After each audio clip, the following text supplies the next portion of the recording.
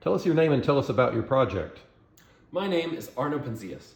In 1964, along with my partner Robert Wilson, I accidentally discovered the cosmic microwave background, or CMB, providing evidence for the Big Bang model of the early universe.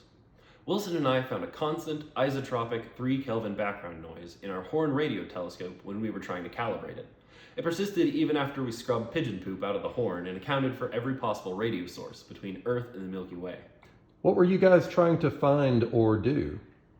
Wilson and I were attempting to use our very sensitive 50-meter Holmdel horn antenna to detect radio transmissions bounced off weather balloons. Our sensitivity let us systematically eliminate sources of noise, but for the life of us, we couldn't get the readout to be perfectly quiet. We tried accounting for everything around us, out to even our own galaxy. Turned out that it was coming from even further away, from the edge of the universe itself. Where did the project or experiment occur? The horn was at Bell Telephone Labs in the township of Holmdel, New Jersey, where I was working full-time. What other significant events were happening around the world at that time?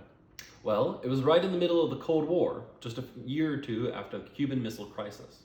Radio and telecommunications were all the rage, and Wilson and I were helping test different ways of bouncing radio signals inside Earth's atmosphere with minimal noise. Who else was involved in the project? Robert Wilson, my partner of only about a year at the time.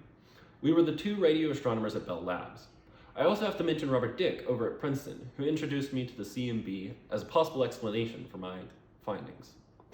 What was your role in the project? Though I had been at Bell longer than Wilson, we worked very closely on all aspects of the project.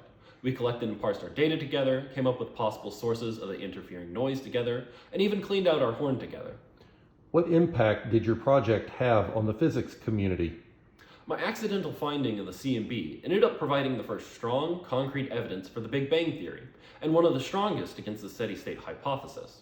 Wilson and I won half of the 1978 Nobel Prize for discovering the CMB, which is now a cornerstone of modern astrophysics. It has since been used for an unfathomable amount of scientific discovery, including determining the age of the universe, the nature of the early universe, and its expansion through the last 13 billion years. When you first ran into issues with the difficult-to-clear background noise, what did you assume it was? After ruling out most terrestrial and celestial interferences, we thought something might be off with the horn or the rest of our experimental setup. Examining it, we found a layer of pigeon and bat poop from where they had been nesting inside the horn. It took a whole lot of scrubbing between Wilson and I to clean the horn, but to our surprise, all that work barely cleaned up our data.